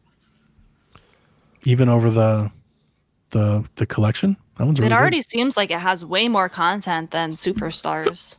Yeah, I mean, I'm getting it. I'm very excited. I don't know how much my family is or isn't going to play. You know, Yeah, we'll see. I play with my friends. Are we ready for questions? Let's do it. Let's rock. All right. TJ writes in saying, hey, Shaq, long time since I wrote in. We just had our first baby boy back in May. Congratulations, Wow. TJ. Congratulations. Just now beginning to catch up on the podcast. Here's my question. In the past few months, I've been playing a lot of retro games on my analog pocket. Do you think Nintendo should release a classic system that can run new physical media, or has NSO or emulation ended that dream? He says, I would love for a Game Boy or GBA with new games to collect, and I think Nintendo could make a killing doing retro style systems like this. That sounds right up Delvin's alley. Yeah. I think the analog pocket already fulfills that dream for you, TJ. Delvin's you've talked about this before. You were like the first person. You're like, I want these folks to just remake the old game, not like remake, like reproduce the old games. Yeah, I think we're in a perfect time now for people to make modern NES Super Nintendo games because people are making the console, so Nintendo doesn't have to do it. Like people are making the console and people are already making the game. It's a really good point. I think they could get away with this without actually making consoles. They could just like Sega could just start making Genesis games again, and sell them, and or Saturn, like the Saturn stuff. Like in the retro market, a lot of this stuff has gotten really expensive, and the disc-based stuff really doesn't need to be because that's actually pretty cheap to manufacture. Cartridge is a little bit different. You got to find a manufacturer to do the mold and all that. And I know they've got it, but like that's a little bit more expensive, just a little bit more expensive. But discs, Nintendo could start printing GameCube discs in a heartbeat. like that. That's actually fairly easy to do. And they could sell them. I wouldn't want that. Why? I don't know. I feel like I would just, I don't know. It's original. Yeah. It's not a reproduction. Yeah. Yeah. Like it's not a fake if it's OEM. Like it's original. I get what you're saying though, because it's not old, but there's a part of me that hates anytime I see like a TikTok about retro game collection and I see somebody talking about how excited they are that they got some PS2 game that cost them $700. Like in no world should that ever cost you that much. Yeah. And honestly, the only way I see of like maybe cost correcting that market is for somebody to start producing some stuff. It'll never be like, I feel like it would, but it wouldn't, because people will still prefer the originals if they're collectors. To an extent, yeah. They would, but if you can't afford the original, people will just buy. People who aren't collectors and just want to play it will just emulate it or find a modern way to play it. They're not going to try to buy a physical. How much does like a GameCube copy of Wind Waker cost, or like a Pokemon game? Pokemon's way more. Pokemon is going to be. What's Pokemon Gold these days? In box or loose? Loose, just cartridge. $100. Pokemon Gold loose. 80 bucks. So if Nintendo did, here are Game Boy cartridges, we call it Nintendo Classics, and it's $29.99. I think some people, and it has like a box and maybe a manual. Maybe some people actually might be pretty excited. Yeah, they could probably go $59.99. That would be cool. Now, if they put it in a box, that would be awesome because I like the boxes. Yeah. Now I'll tell you, TJ. I do think digital storefronts and NSO, obviously, I think have ruined the stream. And it's not that they couldn't come back. I just don't think there's enough of a market for it to come back. There are people that would buy it. There's just not enough of them, and that's the problem. Yeah. You're getting into like the limited run games territory where they can only sell, like 1,000 copies of a game. And I know Pokemon would do more than that, but like not a lot more. Like not millions, I don't think. Maybe Pokemon. Maybe Pokemon. Like I said, there's so many companies that are making their own Nintendo games, SNES games. Indie companies are just making their own cartridges and then putting them out. So if you have one of these systems, Doom coming back better than ever. Super Nintendo, right? So if you have one of these systems, just go buy those, support those. Yeah, you still can play games on cartridges now, and that's pretty cool. I think it's really cool that you can still have that option. It's not a wide amount. The price of manufacturing, I know why, or at least I feel like I know why Nintendo stopped the classic console route, but like they shouldn't have. Like I still think there's a lot of meat on that bone. I kind of love the idea of Nintendo having like a classics line of hardware available like all the time. They just sit like on shelves at Targets and Walmarts or whatever, like anywhere their toys are sold. Like I feel like the idea of having like an N64 mini, a GameCube mini, a Super Nintendo mini, like just have them there. Just have them on shelves all the time with, 30 games on it, like just emulated like game. It's cheap overhead, but it's a cheap way of bringing people into video games and into your brand that could then get them into Switch or into apps or it's a cheap way of getting them into something. I say cheap in quotation. It's not $500 console, right? How much did we pay for Super Nintendo minis? Like $100? I think it was 100. Yeah. Like just do that. Like they should have like a GameCube mini and a Super Nintendo mini and a N64 mini and a GBA, or like just little things like that. We thought they were going to do it. And I feel like the reason they did was because the shape of the company was in such a bad place at the time that they needed to do something to make up ground. And then once they caught back up, they're like, we're done with that. I think also getting third-party support would be hard. And I feel like things like the N64 really rely on that. Yeah, I mean, they just got GoldenEye. True. I think they could put together a pretty decent little collection. But yeah, I mean, we do have the Analog Pocket. And there are other, I think you guys are more into this than I am, but there are other systems that let you use original cartridges, right? I think so. And even if there aren't, because I don't use those, but I do have, like I bought Jack a GBA off of Etsy that has like a screen replacement and a battery in, and like, like there are people modding original hardware to make it modern standard. Painted and nice. Yeah. I've been saying for the longest time that Sega should come out with a Sega Dreamcast Mini. They absolutely should. I'd buy one in a heartbeat. Yeah, that's something they could probably capitalize on big time. Sega Dreamcast Mini that has a bunch of the classics. You could do a whole thing they've been doing before. Put Genesis games on there. Put some 20, 30 Dreamcast games on there. And I would charge $99.99 for it. This reminds me. I was saving this for PSVG. Did you guys see that EmuDeck is making a console? What? Yeah. I think I saw that. Yeah. It's a PC. So EmuDeck, you said Dreamcast, and that's the reason I brought it up. It looks like a Dreamcast. EmuDeck, the people that make EmuDeck is making a PC that you can buy. And that's expensive. It's gonna be like $1,000. You can buy the PC. It looks like a Dreamcast. It has 4 ports. It looks like a Dreamcast. You can plug it to your television. It runs Bazite, which is a Linux-based SteamOS. It's going to run Steam. It's going to be like your Steam Deck. You plug it into your TV and you open it up and you move around like your Steam Deck, except that it comes built EmuDeck out of the box. So they've done all the ROMs and everything for you. So you just plug in your SD card and you play all of your retro games, and you can play PC games. And they have they're calling them docks. They're having accessories that you can buy too, to where you can plug it into your console, like it sits on top of it, like it docks in, that will boost your games. So you can play real PC, you play Witcher at 80 frames a second and stuff. I think that's great. It's a really cool idea. It's expensive, but it's a really cool idea.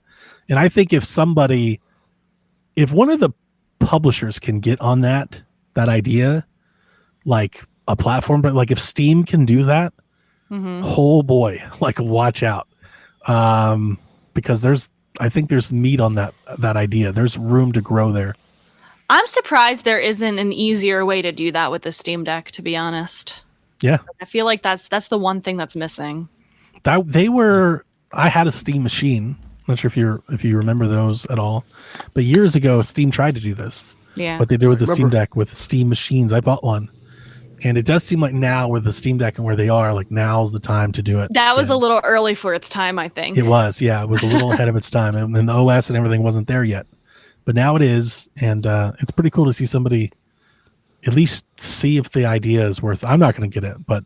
Not for $1,000. Not for $1,000. No, it's not $1,000. It's $300.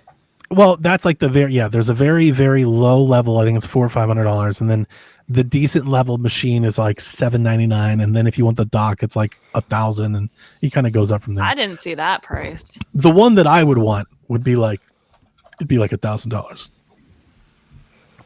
Yes. But pretty cool. The lowest one is $331. Okay, yeah, that one just does emulation. It doesn't have any power to run any other games besides ROMs. Yeah, I'd buy that for that. Yeah. Huh. You could just plug your Ally and do the same thing. Yeah, I literally do that all the time. Yeah, that's a lot for that. Yeah. I would want the full blown, give me my whole power and everything and all in one. Now we're talking. Drew asked, piggybacking off of last week's question, if each of you could make a new game with any IP and any style, what game would you make? Ooh. Dream Games. Nintendo based? Says any new game, any IP, any style. Doesn't have to be a Nintendo. I'll give you a Nintendo one. I want a Pokemon game that has action-oriented combat and not turn-based combat. Okay. I want the same game. I want to run around the world and everything, and then when it comes time to fight, I want to fight. I want to be in charge of actually fighting.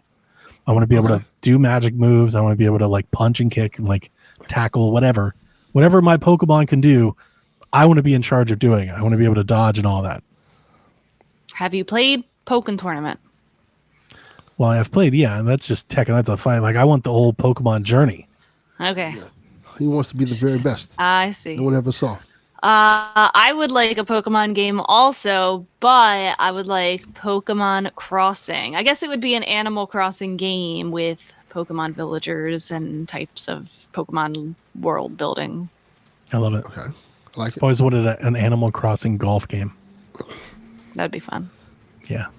You know what I want? I want Star Fox. Period. Just the game. Period. Yeah. Star Fox. Please bring back Star Fox. But to get more in depth with it,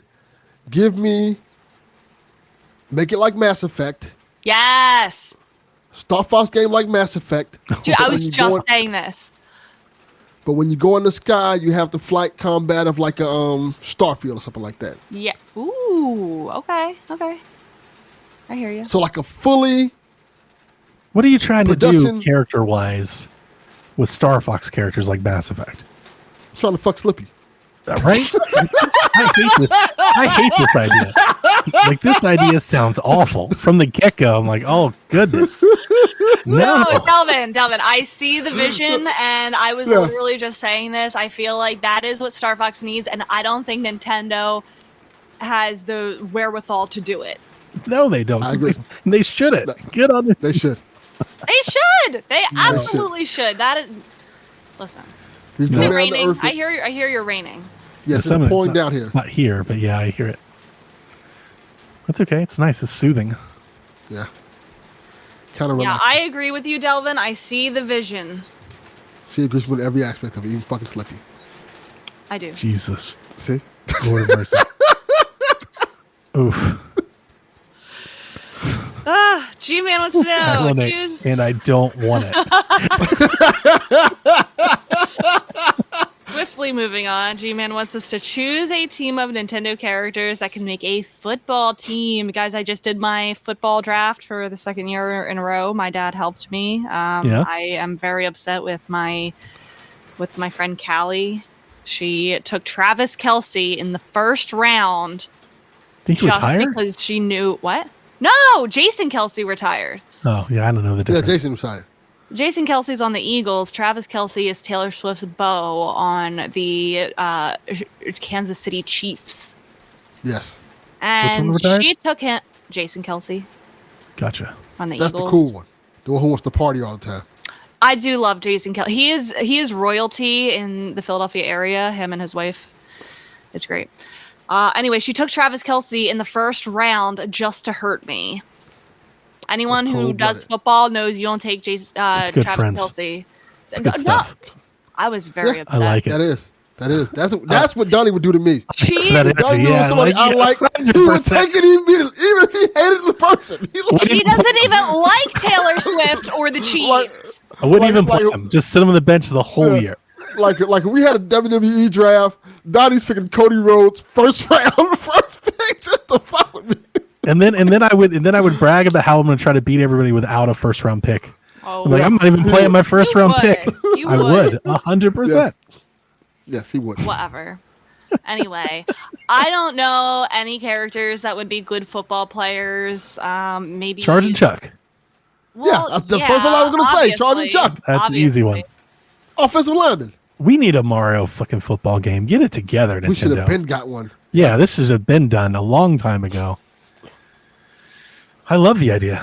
You get Nintendo, you get Mario, you get Luigi. Oh man, the Bowser team. Absolutely am I going the Bowser team. Okay, I like it. Mm-hmm. All the Koopa kids. Damn wizard. Awesome. Can Donkey Kong be like... Donkey Kong would be a beast. Blocker. What is that position? I'm putting Donkey Kong a fullback. Tight end or fullback. Get out of the way. I was just thinking. Get out of the way. Fullback. Yeah, fullback.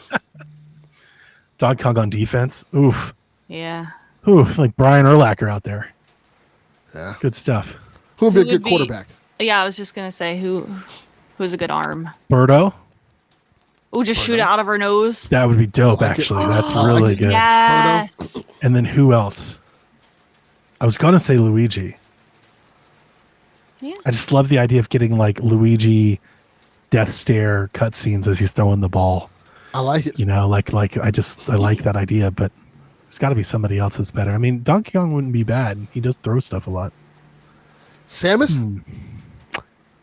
Ooh. So I was always thinking Mario, thinking like Mario sports games. If you could rope in everybody, yeah. I really do wish Nintendo would bring in more folks into their sports games. Mm-hmm. They should. Why not? They don't mind doing it. Them. They did it for Kart and they did it for Smash, but for whatever reason, they can't do that for Mario Party and Mario sports games. Yeah. Could like Kirby be like a kicker or something? Like who's got big feet? Who's a good kicker? Big feet. Good kicker. I feel like they'd make like Daisy the kicker or something. You know, they would. They would, wouldn't they? They absolutely would. Yeah. I don't know any others.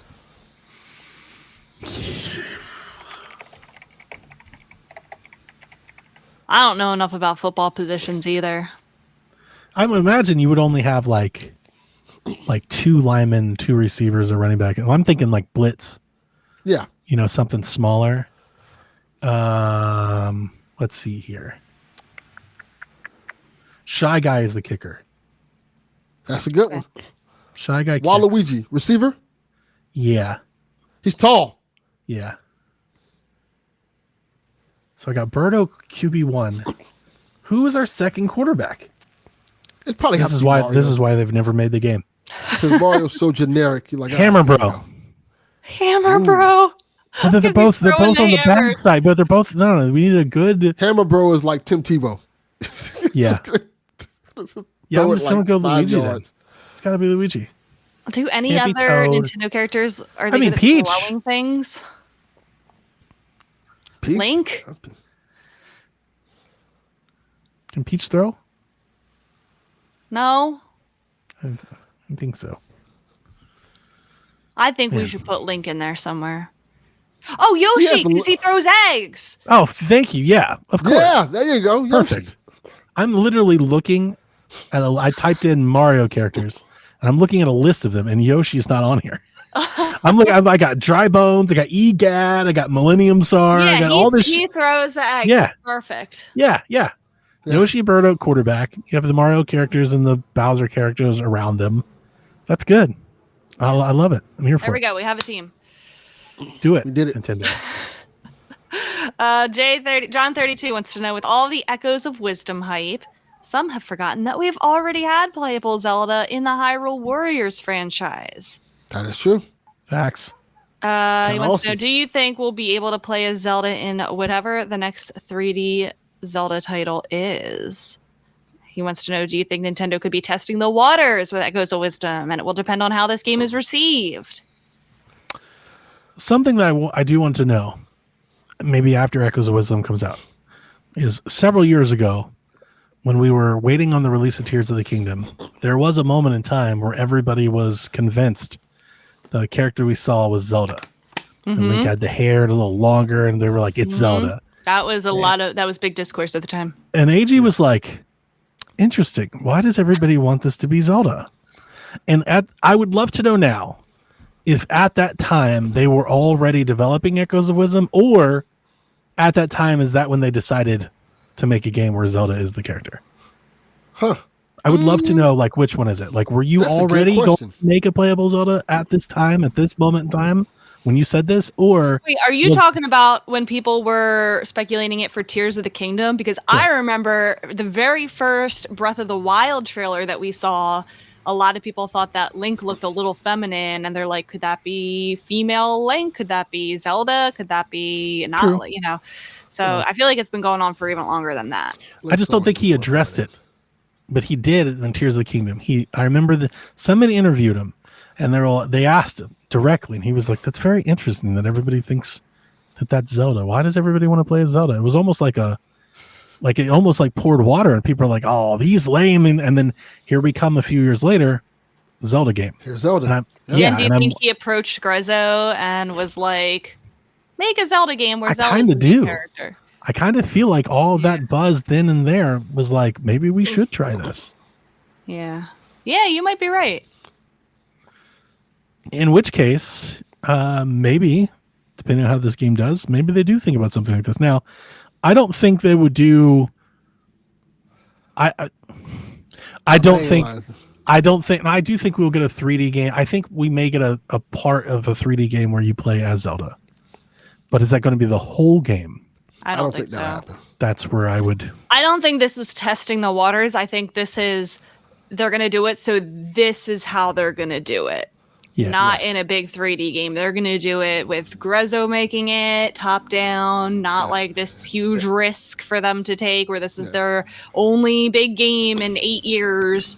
What's more likely is if this does well, we'll get more of these.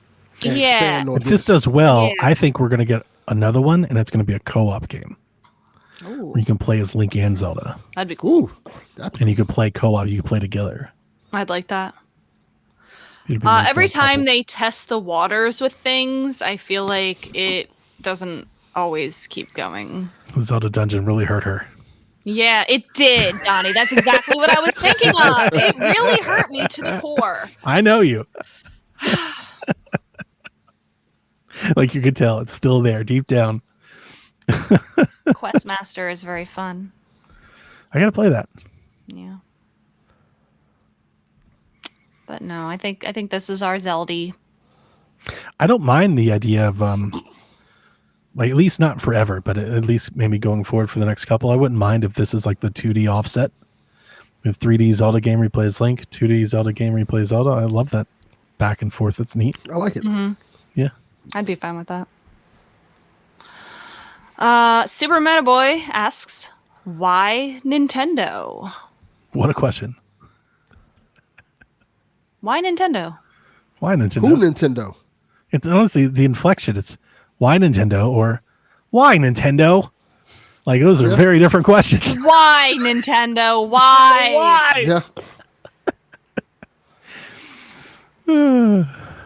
Super Metal Boy really jacks from Guardians of the Galaxy.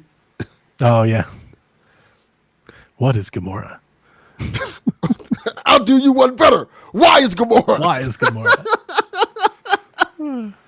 What a great movie. I like their franchises. I like Zelda, and I like Animal Crossing, and I like Splatoon, and I like Metroid, and I like WarioWare, and I've consistently liked those, and most of them have not decreased in quality over the years, and they make me smile and happy with sunshine and rainbows. Yeah. Dev hates that answer. Sorry, Dev. Yes, absolutely. Nintendo's just kind of that warm blanket. I feel like it's always been there, always will be there for you. It always gives you quality. Even if you don't like the certain systems they come out with, like, I can never doubt and question the quality of Nintendo games. That Nintendo stamp of approval, that seal of approval kind of meant something. And it's even though it's not officially on the games now, it's still kind of high quality. Like a Nintendo, even when their games aren't great, Peach? They're still pretty good. This is pretty good. Like, this is like awful.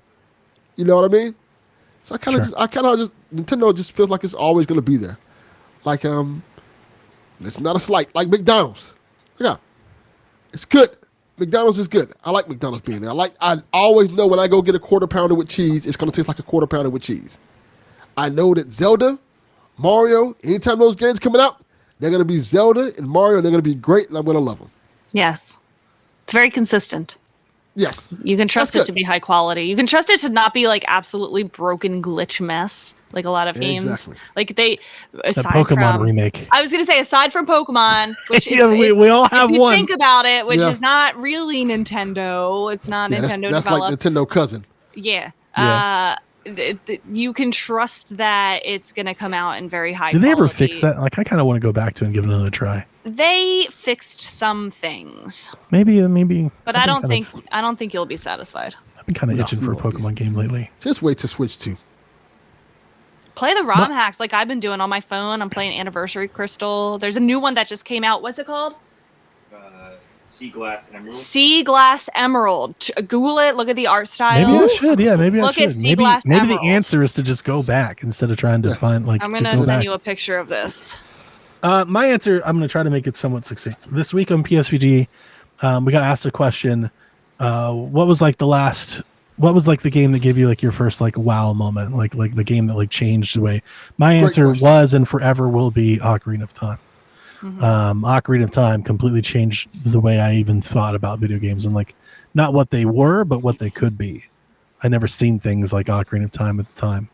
And, ever since then, I've had a love affair with the Zelda franchise, and they've done this to me multiple times. I fell in love with Wind Waker, and then I fell in love with Twilight, and I fell in love with Breath of the Wild, and Link Between Worlds, and so many in between. So for me, almost first and foremost, it is a Zelda thing.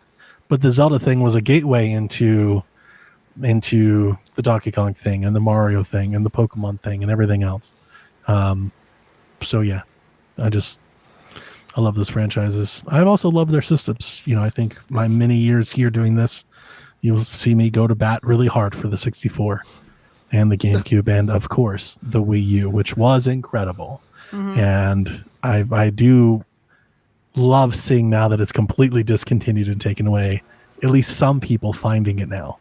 I hate that it took that. That's what it took for people, but I am a part of the Wii U on Reddit, and I can't tell you the amount of times. Like every week, I open up a new thread where somebody's like, "I just got this thing and it's awesome." Like, yeah, it is.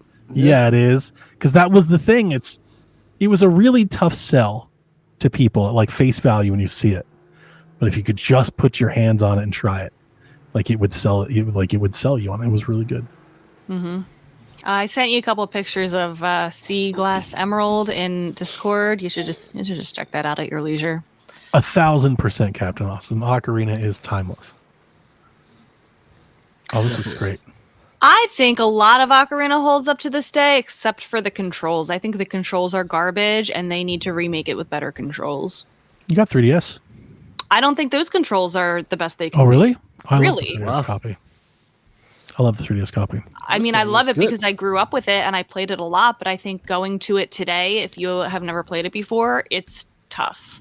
I'm just a sucker for Zelda on two screens. Me too. I think I would almost rather play every Zelda game that way. I think it's unacceptable to play a game like that in this day and age and not have a fully rotating camera. Could see that. I guess maybe you're right. That's never been something because Well, we grew up with it. We're used to it. Right. You know, but that concept is so old and gone. Like now. I bought the 64 It's controller for NSO, and Ocarina on NSO is pretty great.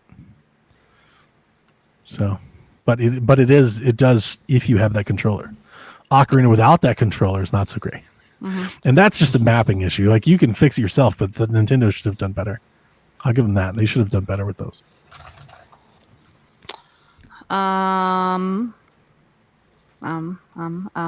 Rodrigo wants to know, is Nintendo showing too much Echoes of Wisdom because they are afraid people are not getting enough excited for the game? They even showed a huge plot twist in the last trailer. I don't think they needed to show that. I don't think they needed to show that end after the logo. That could have been a surprise. I agree. But I think they're just trying to sell this game because I think they know that some people, when you say, we have a Zelda game coming out, much like the Peach games, can be a little bit tougher to sell. So they're trying to show you, like, no, this is a really great game. And I think this is just them saying they're standing on business. This is the game that's going to be really good. They are, and You I should feel play like this. Donnie is proof because a few minutes ago he just talked about how he went from, I'm going to get it because I love Zelda, this will be cool, to I'm really excited, I'm clearing my schedule. And how many people are like that, but maybe they started with, I don't really know if I'm going to pick this up day one, and then went to, I'm going to definitely get this. I feel like you have to show things. Peach game came out. Yeah. Yep. I wasn't all that into Link's Awakening.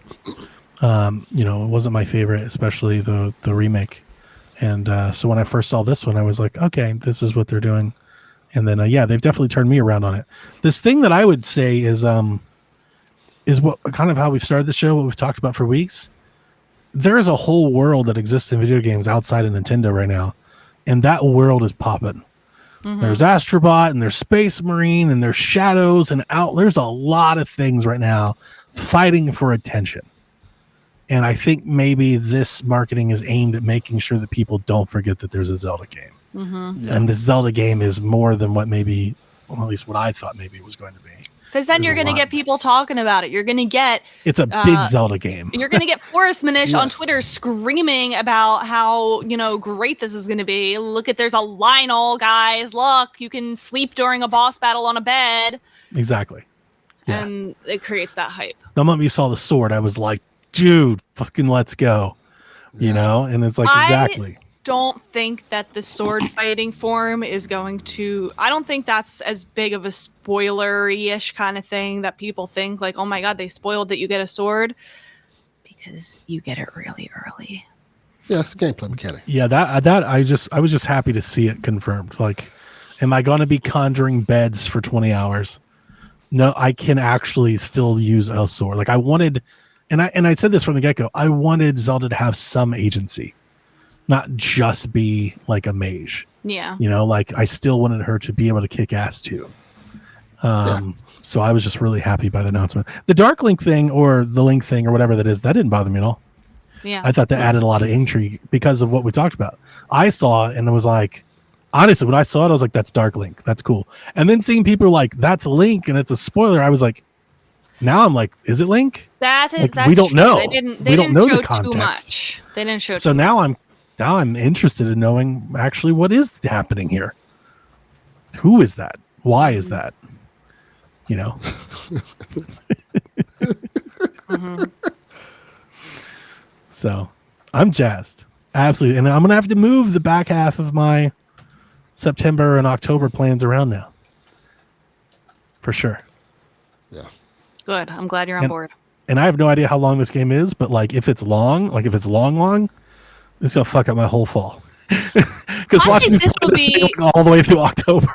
This will be a game like, Tears of the Kingdom where you can you can get as much out of it as you put into it. Like if you, decide to just use one or two of the echo clones, to get your way through, and you just go from point A to point B to point C without doing like the side stuff. Because it looked like there's lots of mini games in between, lots of side characters and side quests. I feel like you can go right through the game probably within like 10 hours, like a normal Zelda game. Or you can probably poke around and do a lot of things and try to find lots of echoes and find creative ways to get through it. And I think you can probably get a lot of time out of it if you take your time. I think Link Between Worlds took me a bit to play. Yeah. It was a pretty lengthy game. Yeah, because there's depth to it. Yeah. And I'm looking at this one and I'm like, this got to be way bigger than that. Yeah, looks it.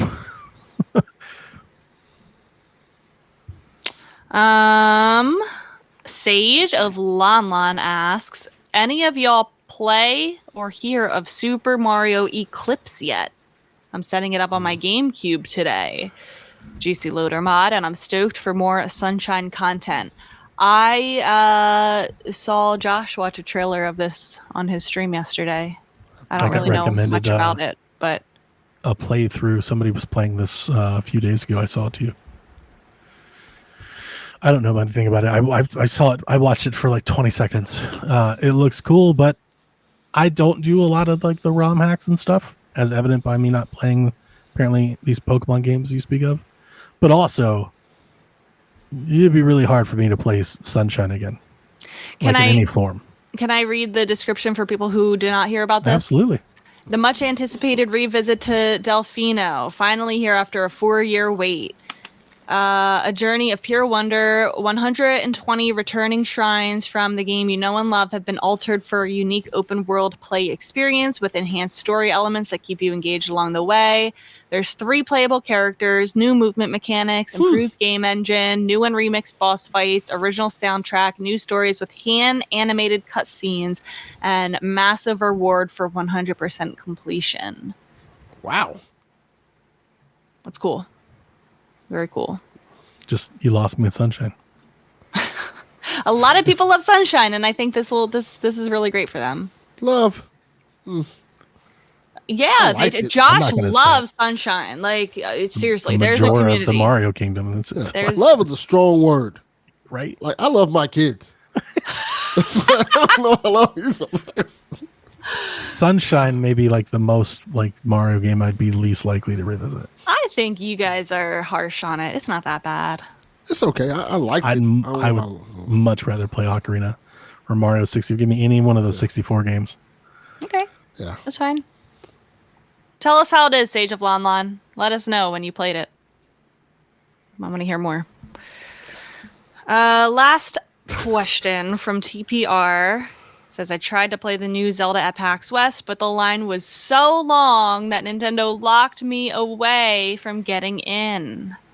Wow. What line experience for you was totally worth it? My friend Mary played it at PAX West. I don't know if she might have had a Zelda Universe Media badge, though. I'm sorry that you didn't get to play it, TPR. Just think, it'll be that much sweeter when you get to play it in 26 days. No, they knew who he was. Like, we know you. You can't play this game. I waited in line with Mary to play Cult of the Lamb before it came out. I didn't want to play it. I was just waiting for her. I was waiting with her. Did you tell them that? Play it. Did you tell them? Are you ready to play? No, I'm not playing this. No. I was standing with Mary just to keep her company because we waited for like 4 hours to play. And then we get to the front of the line, and they didn't take media appointments, by the way, because we both tried to get in with our media badges. And we get to very close to the front of the line, like one person in front of us, and they come up to us and they're like, we have a really important journalist who wants to come play this. They're like from a major outlet, and so we wanted to know if like they could come in front of you. We'll give you some swag if we do, if that's okay. And we're like, okay, fine. It was one more person. And they ended up giving us free t-shirts. Yay. Because they were cool with it. But you should pull. Do you know who I am, bitch? I tried, but they didn't let it. They were not like, taking who? media appointments. So this was like, this must have been like a huge, I don't know what they were. Have you heard Nintendo Shack? How dare you? God damn it. How dare you? There are dozens of us. But we are certainly, most importantly, one of the best 38 Nintendo podcasts in the world right Donnie, now. I think, didn't I get you a shirt from that? I think that's how I got your shirt. Yeah, you did. I sent you one. I'm like, can I get another one? Because, and then much bigger, bigger one, bigger. Yeah, She's like, they're like XL, bigger. No, bigger. They're like, why do you want the shirt this big? Oh. She's like, I just really like big shirts. Like, it needs to look like a beach towel. I got what I could. Okay. I mean, I guess that was worth it because I got a free shirt. I didn't play Cult of the Lamb though, but Mary did. I don't know. I don't like long lines. Who does? I've never been in a long line like, oh, this is a great thing. Like, I have a lot of great stories about lines, but a lot of them involve me jumping to the front of the line. Like the people you encounter, Rebecca. I've been escorted. I got escorted to the front of the line to meet Suda. I put Chalfie at the front of the line to get Ashley Johnson's autograph, and I had a whole that was a multi-city operation to pull that one off. Because here's the thing, I am notorious for hating lines. I know everybody does, but I won't wait in line at all. I'll leave. I'm just like, I'm not doing this. Yeah. And my wife knows that. That's why I hate traveling. That's why I'm just like, I'm not going to do this anymore. The only time I've actually waited in line and sat there was at Music Midtown many years ago. My wife and I were a lot younger. I wanted to see the Red Hot Chili Peppers front row, and I don't think I ever could have afforded nor have been getting the opportunity to buy that ticket because they always sell so fast and they always cost so much. But at this Music Midtown, I could be there if I just got there first and stayed there. And I waited in line to get in, and I was there at dawn, and then we got to the front of the stage, and I stayed there the whole day. It rained. What if you had to pee? I didn't. Pee in a cup. I stood there. It rained twice. I sat there, and it was great, actually. I got to see the Yeah Yeahs. I got to see the Arctic Monkeys. It was a lot of fun, but I stayed there all day. My friend that went with me, he was like, that's crazy. I'm going to go because there's 4 stages. He's like, I'm going to go see this other band. He wanted to go see Blink 182 somewhere and somewhere over here. And I was like, yeah, I'm not. I want to be I want to be here. I want one experience in my life where I'm right there. And I was like, I'm going to stay here to do it. And my wife, she's such a trooper. She was there with me. We sat there all day. Nice. And and by the time my friend came back, by the Chili Peppers took the stage, he told me he was probably 300 rows of people behind us. He was way back there. Yeah. All he's seeing is just people in front of him, around him. But we were there. I was right there, front center, talking to the security guard, seeing the stage right in front of me, right there, saw the whole concert. That is worth it. I wish I had a Taylor Swift do it story again, like that. But I did it once, and it was worth it to do it one time. I would do that for Taylor Swift. I waited in a virtual line on my work laptop for 8 hours to try to get Eras Tour tickets. And I did not get in because they were all sold out by the time I got through the line. I went home and I cried. Bummer. Makes sense. Yeah. And that was with pre-sale tickets. I signed up for the verified fan pre-sale. Yeah. But I ended up getting tickets at the end, so it all worked out. Yeah. My favorite line stories are all the ones, because I go to AMC a lot. So I got the AMC Stubbs premiere. You're one of those folks that walk by everybody? Yep, and it's fucking great. Where all those slubs are waiting to get their goddamn popcorn. I go to the premiere access line, and they call me. They're like, "Why is he coming in front of us?" Yeah, somebody. I don't get it. They looking so heated. It makes my day every time. This long ass line going almost out the theater waiting to buy popcorn. I just walk in the little premiere line like, huh? Oh, I heard about the Oasis ticket sale yesterday. I heard it was horrible. That's going to be insane. I can't wait to see that. Yeah, good luck. I'm not. Yeah, I mean, I just watch it on YouTube. Yeah. I can't wait to see it. I'm not going to go. I'm not going to go. Like, absolutely not. Ticketmaster needs to be broken apart, burned down. Yeah. Start anew. Yep. Seems like it. Yep. Goddamn scam. Mm-hmm. Well, TPR, you'll get to play it soon. You'll get to play Zelda soon. Don't worry that you didn't get to play it at PAX West. I hope you had fun at PAX West regardless. I wish these events would get... I wish these companies would get around to like making the demos and stuff that are on kiosks like available to people. You've been saying that. Because then you wouldn't have to have the line. You could have people bring their Switches and be like, hey, we just put the demo out. It's available for 2 days. We're going to take the demo away. I don't understand. You know, they're all, I do understand the developers like, well, we have to ready the demo and we're scared. It's like, but you're already doing it. Just do it a little bit more. Like, just plan a little bit more for this. More people playing it and more people give feedback on it. Well, I just think it'd be much better for the venue, for the events. How much better would that be for PAX? If you're like, hey, man, how many more people would be paying attention for PAX? If, like, imagine PAX East comes out and you don't know what demos are going to be available, and then they announce it like the day that the event starts.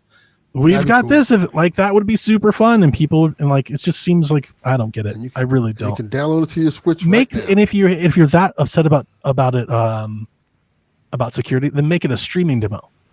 And people connect and let them stream the demo. But like that'd be cool. Putting people in 1,000-person lines to play a demo of something is insane. Yeah, I would never do that. I would be the worst at E3. I would look at the lines and be like, I'm leaving.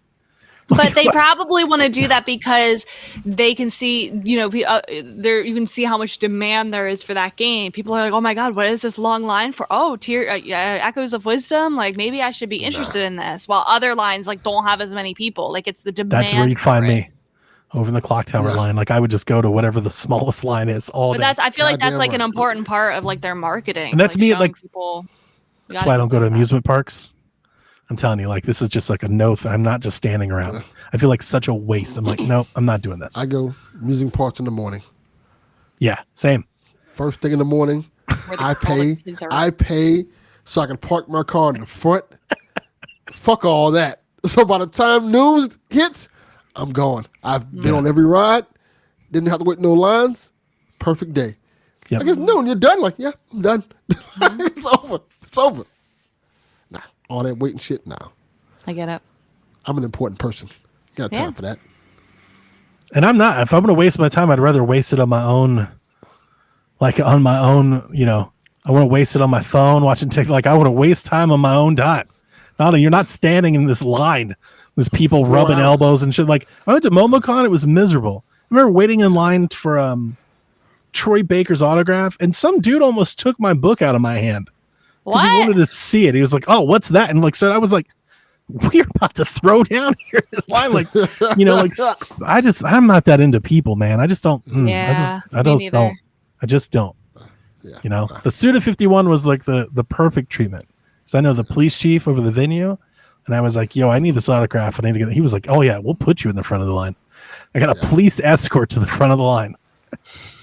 Just like Rebecca. Rebecca's like, "Who the fuck is this guy?" Goddamn right. 100%. And I got my autograph, and I left before anything else happened. I went right back out. I was like, "All right, I'm leaving. Bye, guys. Have fun." Dipped out the back door. Very good. Goddamn right. That's how you do it. I think that's it, guys. Fun show. Yeah. I'm so excited for Echoes of Wisdom. You have no idea. I'm going to be unbearable. I love it. That's It's fine. the best part. It is. It's been a while. It's been too long since we've been like that. I'm not playing anything like really not right now, anything new. I want to play Cassette Beast before things start picking up. Sure. Because I have that, kind of high on my priority backlist. You better hurry. Backlog right now. I know. I know. 'Cause it's gonna Astro's start right there. happening. I know. Astro's right there. Then Plucky Squire.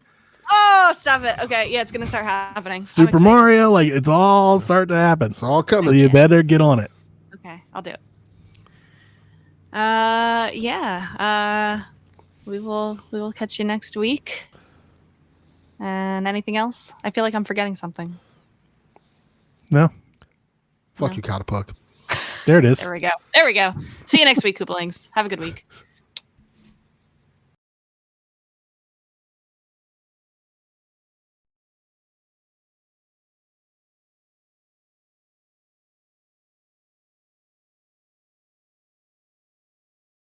Whenever you're ready. All right.